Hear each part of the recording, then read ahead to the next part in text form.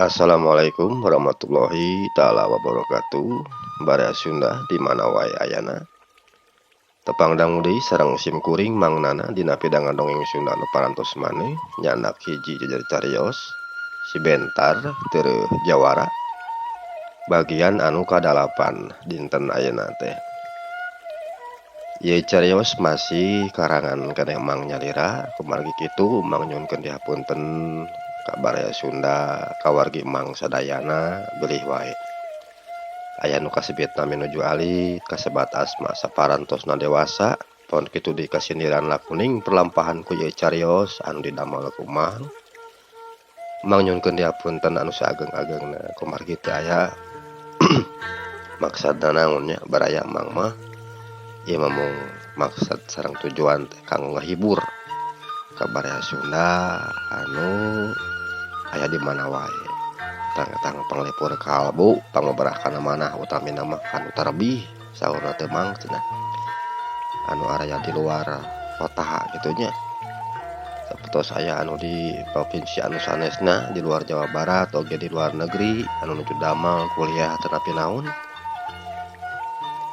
Janten tilam kasono cenah Mang kitu emut kalemur ari ku aya dongeng Sunda mah asa di lembur Nyalira we saurna kitu. Hatur nuhun atunya aya tampi mah.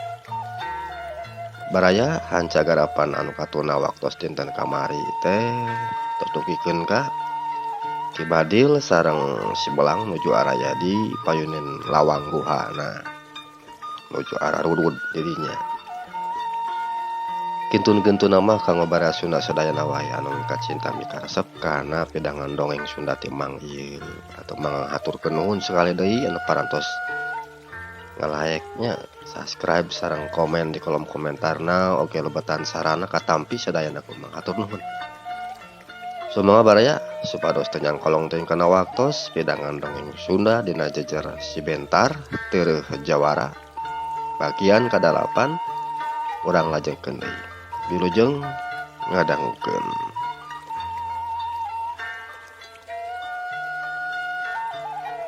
Dina hiji poe kira wanci paso sore harita Ki Badil pon kitu deui pada baturna keur araya we di hareupeun lawang guha bari diuk luhureun jukut kituna teh jeung sing pelenyun udud bari ngararasakeun geunahna angin anu sing hiliwir nebak kana awakna. Teu lila kadenge sora Ki Badil anu nyarita ka si Belang. Belang, ku kadinakeun mah dewek ngarasa heran ye. Nah usaha teh asa sepinya euy. Teu siga baheula keur araya keneh Ki Jarong jeung Ki Badra. Urang lembur satiap anu didatangan ka imahna ku urang. Kabeh nyarebutna teh geus teu barogana naon cenah. Aya naon ieu teh? Nah geus kapihelaan ku si Behom jeung pada baladna kitu Belang. Ceuk Ki Badil ngajak nyarita ka si Belang. Ari ku pangrasa kuring mah mungkin ari ku si Behom jeung pada baladna mah Badil. Sabab kapanan tila oge jeung urang geus satuju yen ulah silih ganggu kana wewengkon pangusahaan usahana urang sewang-sewangan. Ngan teuing lamun aya garong atawa garombolan ti paluaran mah anu ngaganggu kana usaha urang. Ki Badil tembal si Belang. Bisa jadi kitu Belang. Urang talung ti kue ku urang lamun bisa mah. Nah saha kira-kirana anu geus kumawa ngarebut kana usaha urang teh euy. Tangke lamun geus kapanggih urang carek delep jalamana ku urang. Urang penta keterangan ti maranehna sangkan nuduhkeun di mana tempat maranehna cicing. Lamun geus puguh tempatna urang gempur ku urang Belang. Sabab lamun ti kitu bakal jadi cucuk rungkang ya keur ka urangna. Nya halus ge kitu Badil. Urang intip we. Nah saha jalma anu geus kumawa ngaganggu kana usaha urang teh? Tembal si Belang. Tah ti mimiti isuk mah urang intip ku urang hayangnya dewek mah sajalma anu geus wani-wani ngarebut kana usaha urang.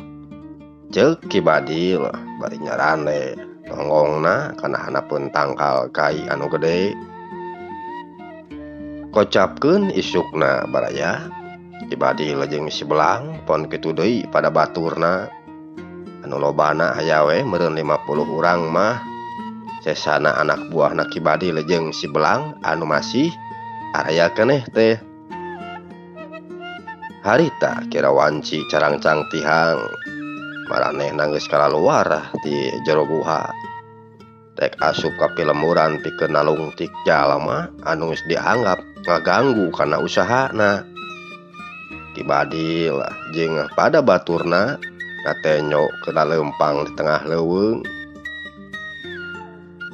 Dipirig ku hiliwirna angin leutik anu nebak kana tatangkalan jeung dangdaunan anu araya di tengah leuweung. Suara manuk recet di sarada patemalan jeung pada baturna. Suara monyet sing karoek surili bating jarit kawas nu ngarasa atoh yen sakedeung deui wanci beurang rek datang. Brai sorot panon poe ti tebeh wetan mimiti nyahangan ka jero leuweung. Cahayana maloncor tina sela-sela tatangkalan jeung dangdaunan.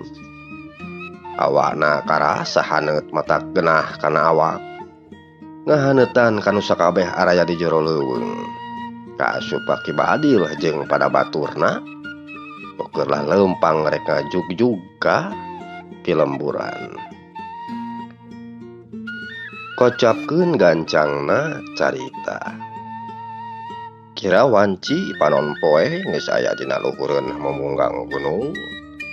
Ki Badil jeung pada baladna geus araya deui kasih lemur anu aya di wetaneun eta leuweung. Koloyong Ki Badil jeung pada baturna sing koloyong kana sahanapeun tangkal pines. Dek dari yuk dina luhureun jukut bari ngarelapan kesang tina beuheung jeung beungeutna. Ari napasna menising haregak balas ku cape sabab lumayan jauh lalampahan ti jero leuweung ka sisi lemur teh. Sanggeus rada lila rareureuhna kadenge suara Ki Badil anu nyarita ka anak buahna. Dak kepeuting ieu pasukan urang bagi 3 euy. Nu kahiji milu jeung dewek, nu kadua milu jeung Ki Belang, atuh nu katiluna milu jeung si laing sapri. Penting ayeuna mah urang khususkeun we keur ngintip saha jalmana anu geus wani ngaganggu kana pagawean urang. Lamun panggih urang cerek ngan ulah waka dipodaran sabab urang butuh katerangan ti maranehna euy. Nah saha anu jadi kegedug maranehna teh? Ceuk Ki Badil. Hade kitu Badil. Urang pusirkeun we heula tanaga jeung pikiran keur saeulahanan mah.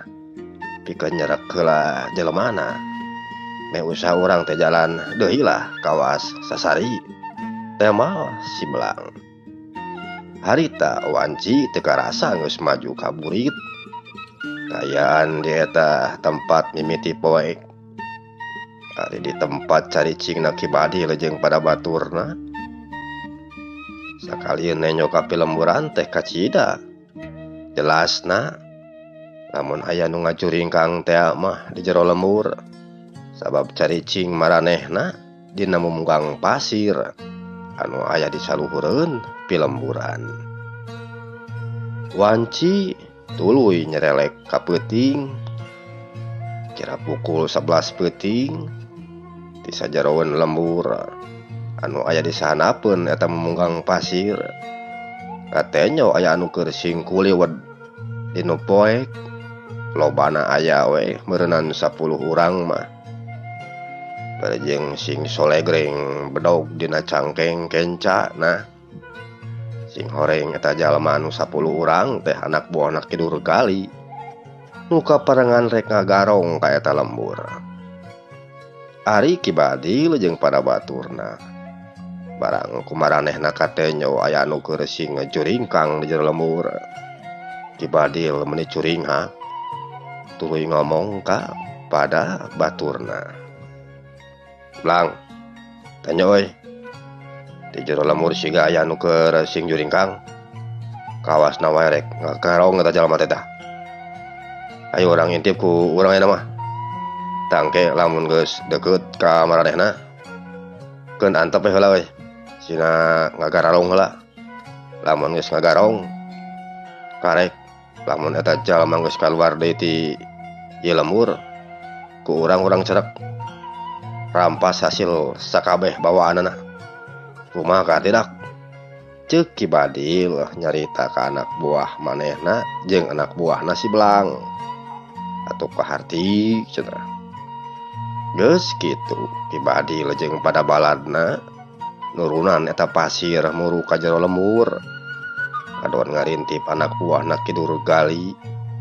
Sanggeus dareukeut ka anak buahna kidur gali, Ki Badil jeung pada baturna ngadah rapong dina rungkun, bari tuluy ngawaskeun ka anak buahna kidur gali anu keur nyokel jandela imah milik warga anu aya di dinya.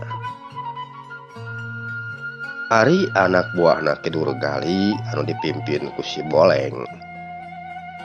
Sanggeusna hasil nyokel jandela, tuluy maranehna arasup ka jero ngagasab kana sakabeh barang anu dianggap aya hargana. Ari nu boga imahna diraringkus bari dibekem sungutna.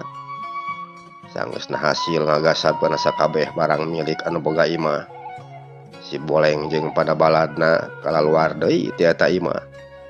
Tuluy laleumpang bangun anu rusuh ka tebeh wetan. Maranehna teu apaleun yen tita tadi keneh oge geus diarawaskeun ku Ki Badil jeung pada baturna. Barang ku Ki Badil katenyo yen garong anu di jero imah teh geus kalaluar, Ki Badil marentahkeun kanu sejenna pikeun nuturkeun si Boleng jeung pada baladna anu keur laleumpang muru ka sisi lemur. Sanggeus si Boleng jeung pada baturna kaluar ti jero lemur, karang keur jongjon we laleumpang dina sahanapeun kebon awi teu kanyahoan tina satukang ngentang kala awi jeung tina jero rungkun jol aya anu laluncatan megat kana jajalaneun maranehna bari jeung ningker kituna teh. Atuh si Boleng jeung pada baturna mending ngarenjag sabab teu nyangka saeutik oge bakal aya anu megatan kana jajalaneun maranehna. Reg si Boleng jeung pada baladna ngararandeg heula bari jeung rutret nenyoan ka jalma-jalma anu keur ningker ka maranehna. Teu lila Ki Badil nyampeurkeun ka si Boleng anu keur nangtung di hareupeun manehna.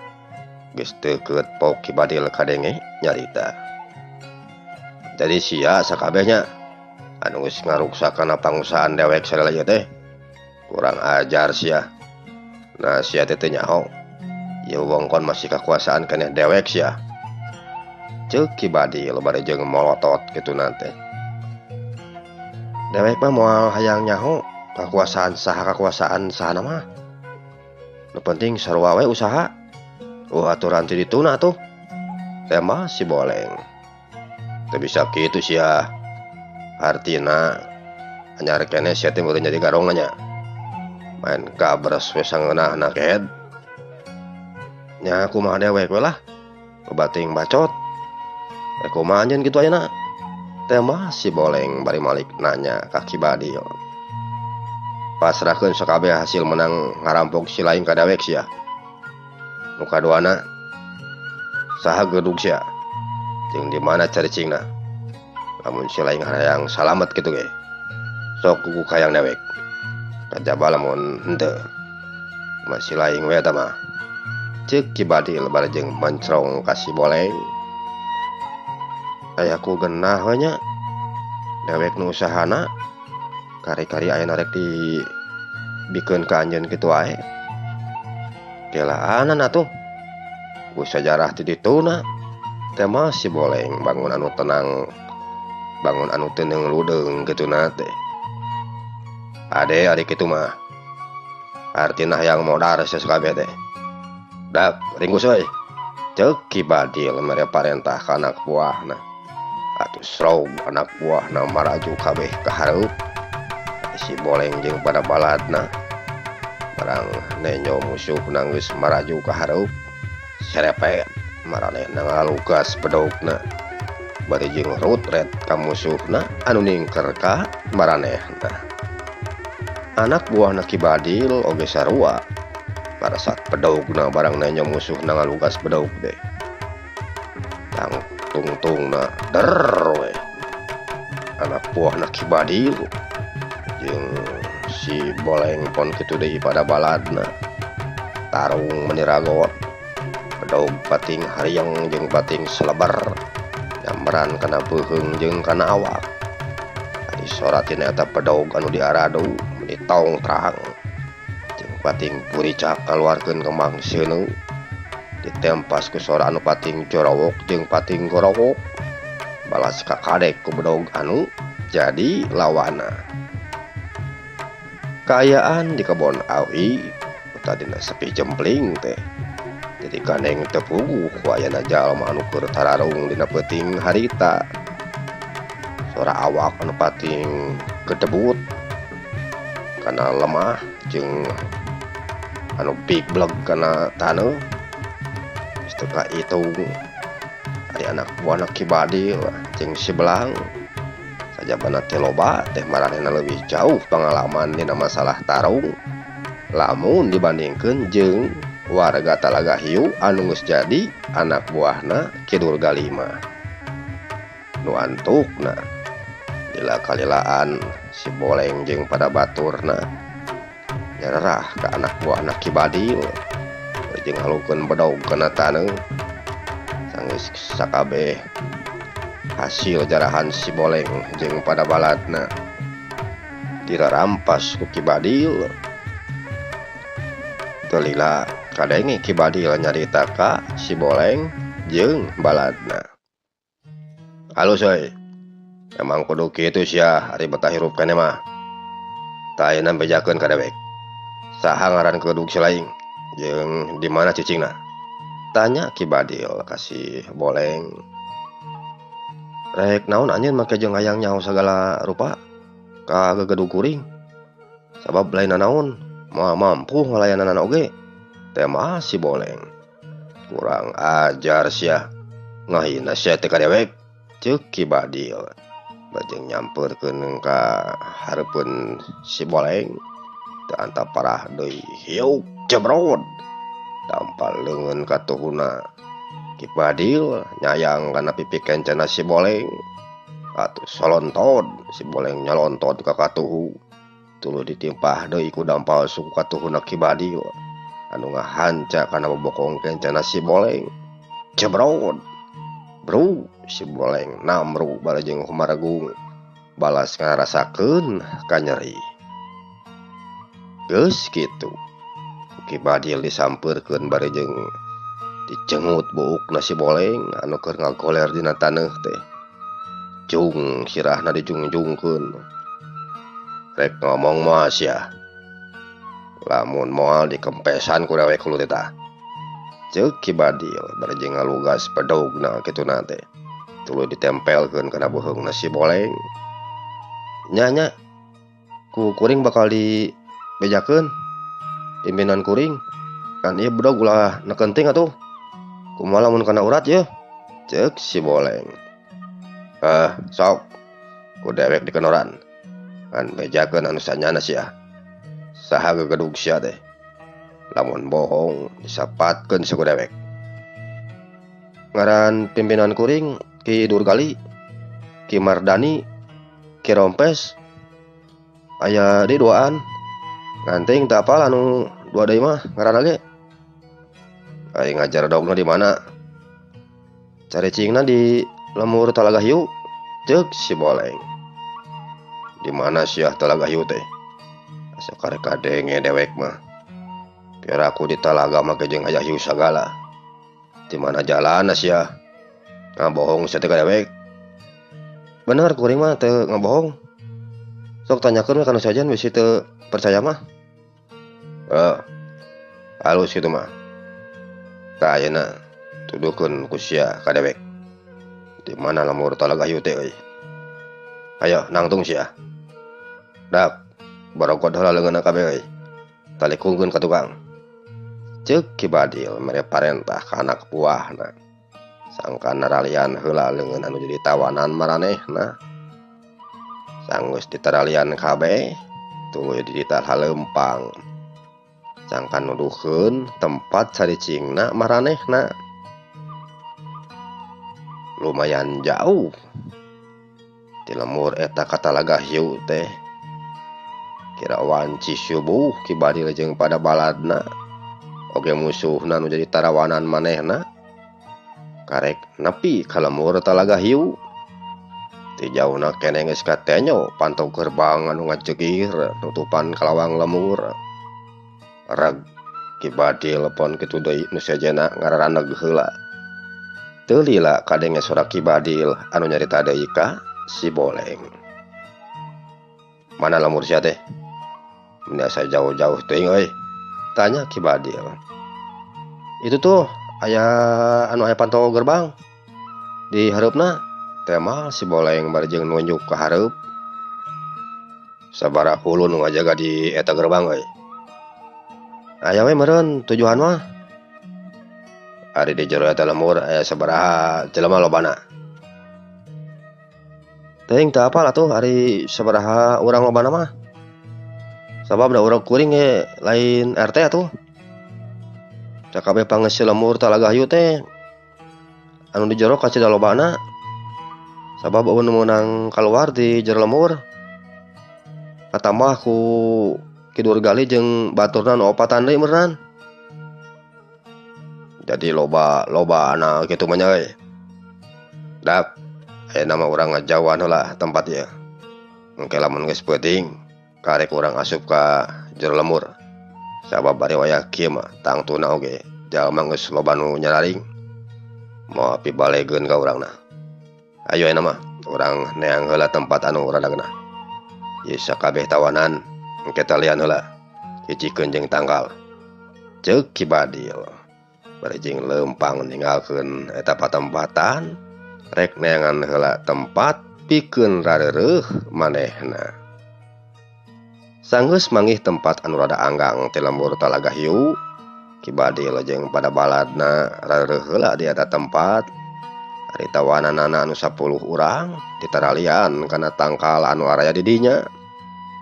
Sanggeus naralian tawanan Ki Badil jeung anu sejenna salare heula di dinya. Etang-etang ngareureuhkeun heula kacape cenah. Dipepene ku haneutna panon poe anu kakara meletek ti tebeh wetan. Cag urang tuna heula kayaanna Ki Badil jeung pada baturna baraya anu keur salare teu pati jauh ti lemur Talaga Hiu. Ayeuna urang nyaritakeun heula Kidur Gali jeung baladna anu keur araya di lemur Talaga Hiu. Harita kira wanci haneut moyan Kidur Gali jeung pada baladna keur araya we bari diuk dina kursi di teras hareup imahna. Ari dina meja meningal barak ku kadaharan anu sagala aya. Pon kitu deui cai kopi dina bokong anu anyar nyician mending ngebul.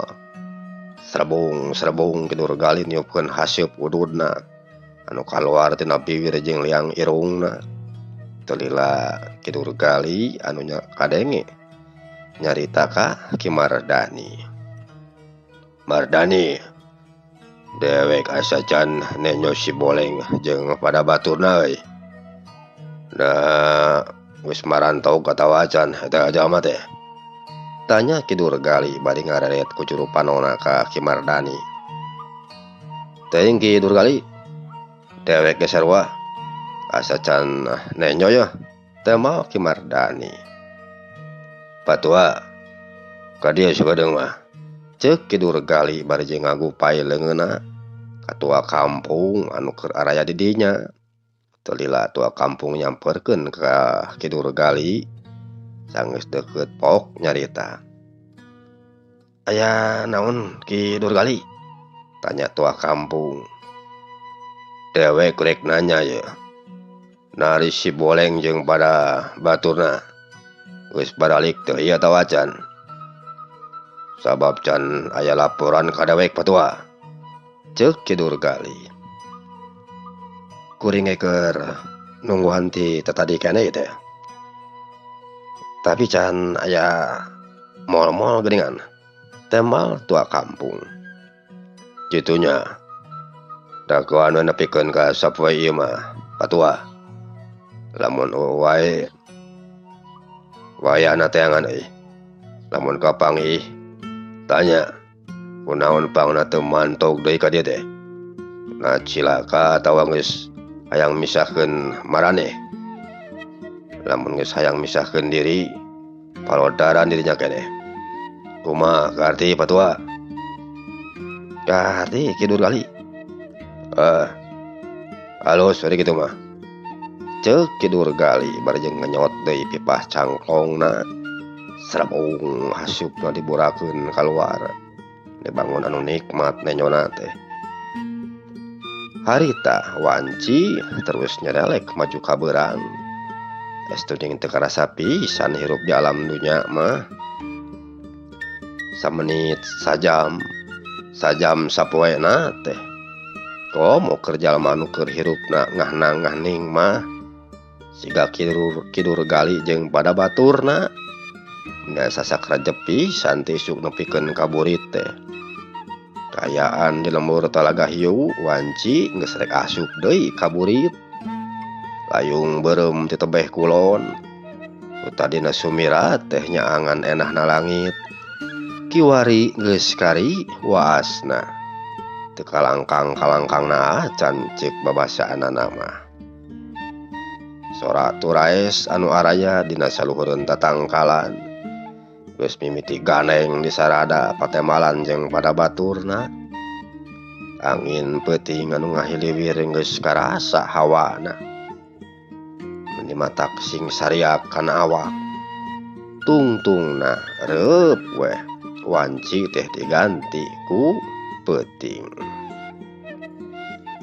Kaayaan di sabudureun lembur Talaga Hiu mending geus poek merdong. Poek mongkleng buta rata. Anu nyaangan eta pilemburan ngan saukur cahaya cempor anu araya di jero imahna warga. Anu maloncor kitu ge kaluar tina sela-sela bilik imahna. Beda deui jeung kaayaan di tempatna Ki Durgali mah. Meni caraang di dinya mah. Sabab setiap juru imah pon kitu deui buruanana. Parasangan obor anu ngabebela nyaangan ka sakabeh eta patempatan. Ari anak buahna Ki Durgali kabeh ge keur ngariung weh di buruan hareupeun imah. Aya anu keur dariuk dina bangku awi, aya anu dina hanapeun tangkal mahoni wae, pon kitu deui tangkal batrawali anu geus kolot saricingna teh. Kocapkeun disaluareun eta lembur. Harita katenyo aya nu keur sing juringkang ngadareuketan kana gerbang lembur anu keur dijaragaan ku tujuhan. Sing horeng anu keur sing haratayep ka dinya teh Ki Badil jeung pada baturna. Harita Ki Badil jeung pada baturna geus ngadareuketan kanu tujuhan. Anu keur ngajaragaan panto nu rek asup ka lawang lembur. Teu lila kadenge sora Ki Badil anu keur nyarumput dina satukangeun rungkun. Acorowok parentah ka pada baturna. Sangkan nyerang kanu tujuhan. Atuh celeng tina jero rungkun sing karajeleng. Barejeng maresat bedogna. Atuh puguh we anu tujuhan teh. Anu keur ngajagaan pantau gerbang. Di sing gurubuk barang nenyo aya nu ngarajeleng tina jero rungkun teh. Bari jumlah anu lain saeutik. Atuh bedog mending geus pating kolepat nyamar kana beuheung jeung awakna. Karek gerek ngalugas bedogna. Bedog lawan geus keuna manten kana beuheung jeung awak maranehna. Bari lain hiji deui nu keunana teh. Puguh wae nu tujuhan tekung silila oge. Menising galubrag awakna niban kana lemah. Bari jeung garuyang getih sabab bedog nu ngahanca kana awak jeung beheungna lain ngan ukur hiji.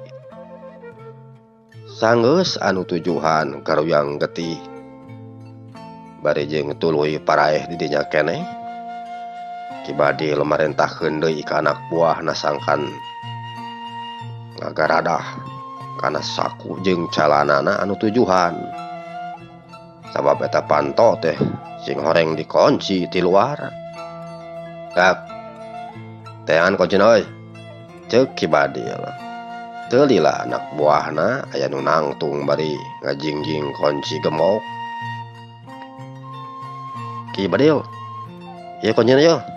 Ceuk salah saurang anak buahna bari ngasongkeun kunci ka Kibadil. Gap ku Kibadil ditampanan. Geus kitu nyampeurkeun kana gemok panto. Cepret dibuka. Eta gembok panto anu sagede peureub teh. Sanggeusna muka tuluy dibalangkeun gemokna ku Kibadil. Geus kitu panto gerbang anu tina kai jati didorong ku Kibadil jeung pada baturna. Brai panto teh muka.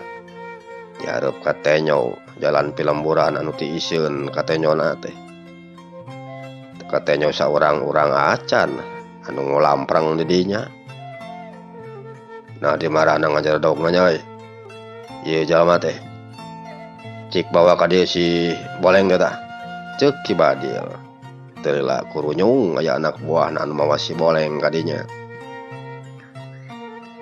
Boleng, di mana sia? Kegedug si laing teh caricingna. Tanya Kibadil ka si Boleng. Di ditu tuh. Di tungtungan ilmur. Amun teu dieu mah tibe katuhu ayeuna. Teh mah si Boleng. Ari pangeus si lemburna di marana ieu teh. Namun ti isieun kieu sia geuningan. Kabeh ge keur araya di ditu lalakina mah di tempatna Kidur Gali.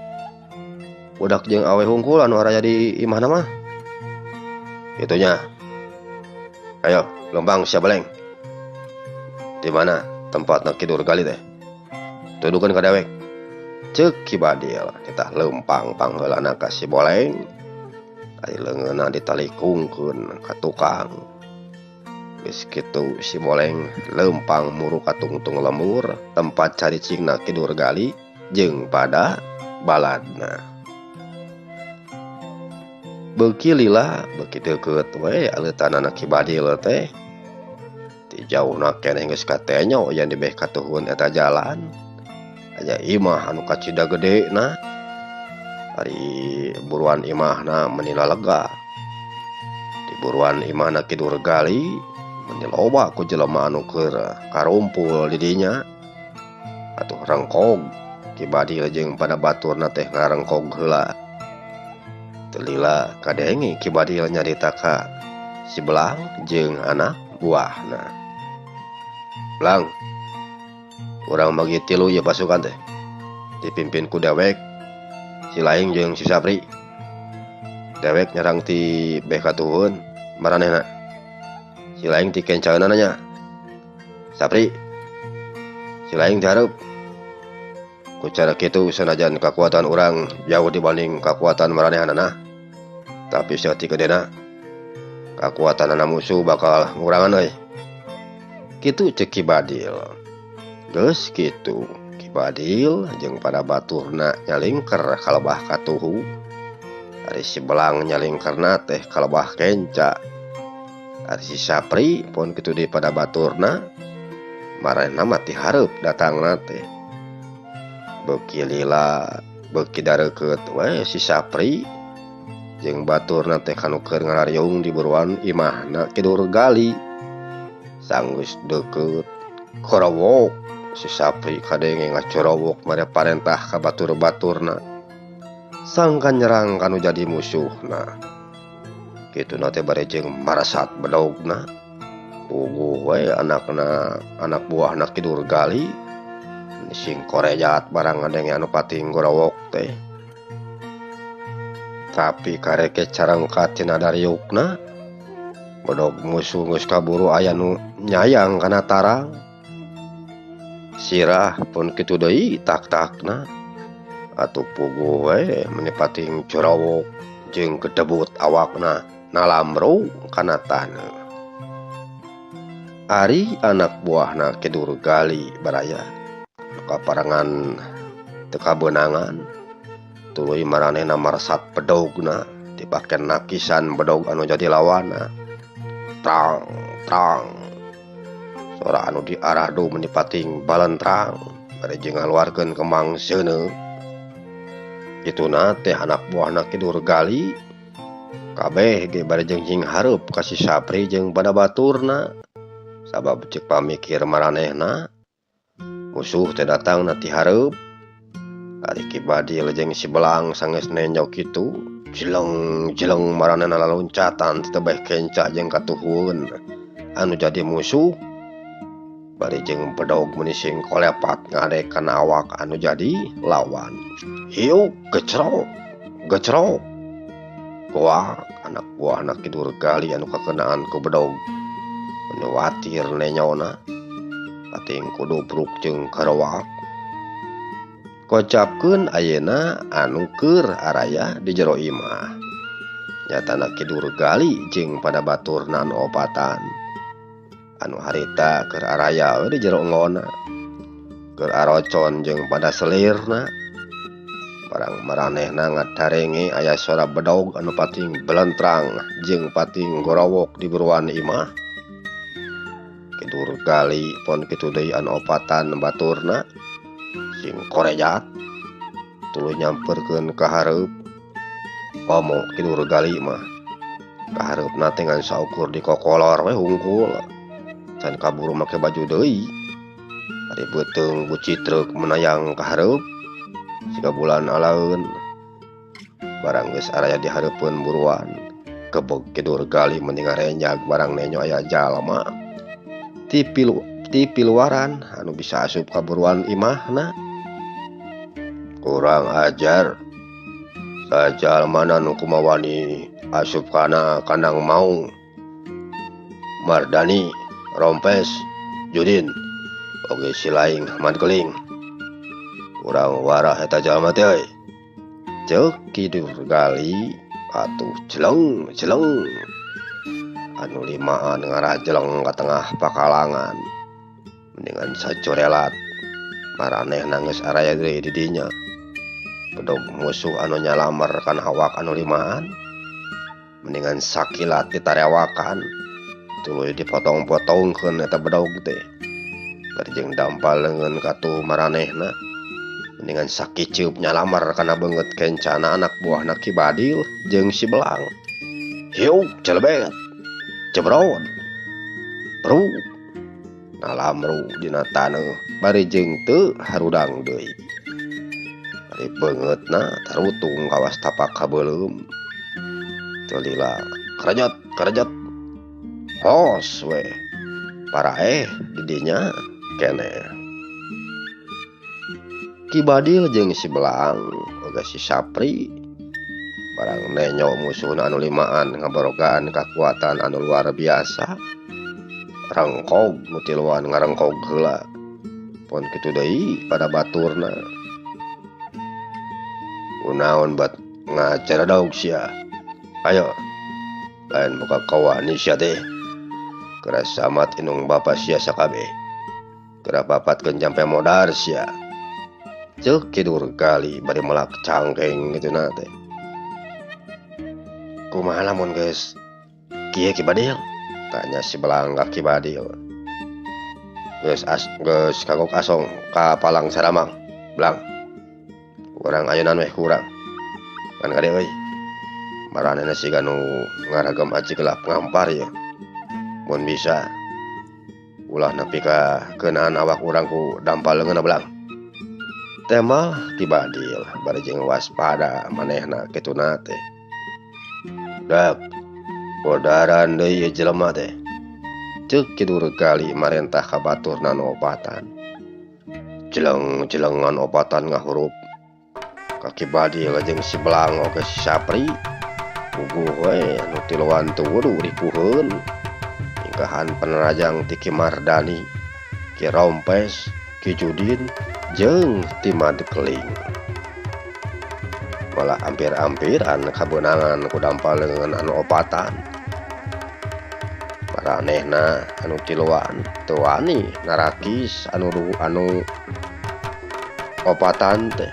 Sabab cek pikirna da cuma ditagis oge antukna anu tiluan kadese kuno opatan dampalengan katu Ki Mardani teu kanyahoan nyamar kana careham kencana si Belang. Ari si Belang teu kaburu ngalalapkeun sirahna atuh celobet pipi kencana si Belang kahanca ku dampalengan katuhuna Ki Mardani.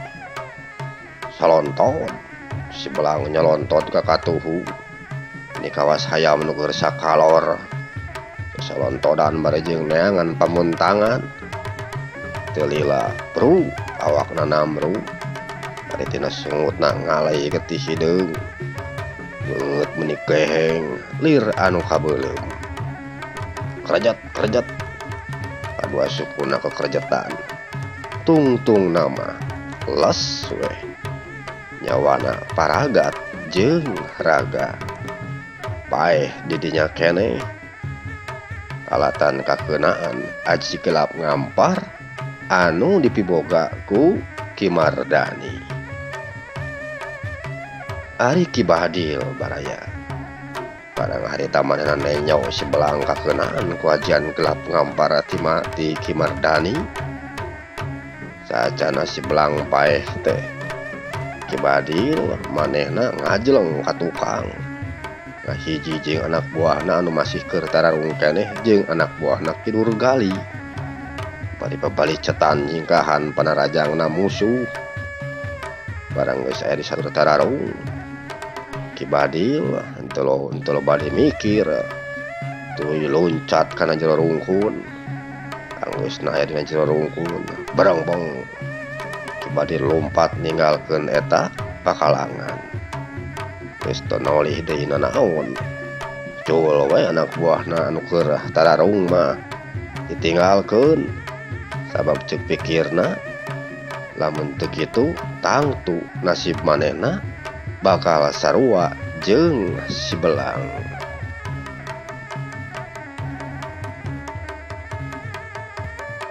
Bara Sunda mengusaki heula hancagarapan dongeng timang tina jejer carios si Bentar Teueuh Jawara bagian anu ka-8 insyaallah bagian anu ka-8 kumang sejadi lajengkeun deui tina waktos anu sami.